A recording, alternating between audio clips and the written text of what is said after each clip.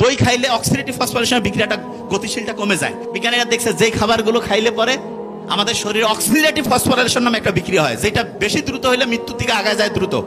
দই খাইলে অক্সিডেটিভ ফসফোরিলেশনের বিক্রিয়াটা গতিশীলটা কমে যায়। তার মানে আপনার শরীর চলবে, কিন্তু এনার্জি সেভিং বাল্বের মতো আপনার টাইমটা আস্তে আস্তে খরচ হবে, আয়ুটা লম্বা সময় আপনার বেঁচে থাকার সম্ভাবনা তৈরি হবে।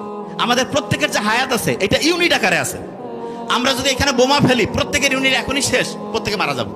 তার মানে হচ্ছে হায়াতের যে ব্যাপারটা এটা ইউনিট আকারে। এইটা খরচটা উন্নতদের জাপানের লোক বেশি বাড়তেছে মানে কি? তার মানে কি আল্লাহ বেশি রহমত করতেছে? নো, সে সাইন্টিফিক্যালি চলতেছে, এই জন্য তার ইউনিট কম করে খরচ হচ্ছে। মনে করেন আপনাকে আমি একটা মোবাইল দিয়েছি, দিয়ে বলছি যে ভাই এটা চার্জটা তুমি আস্তে আস্তে অল্প করে খরচ করো, তাহলে বেশিক্ষণ থাকবে। তাড়াতাড়ি যদি বেশি গেম খেলে নষ্ট করো, শেষ, তাড়াতাড়ি ধ্বংস।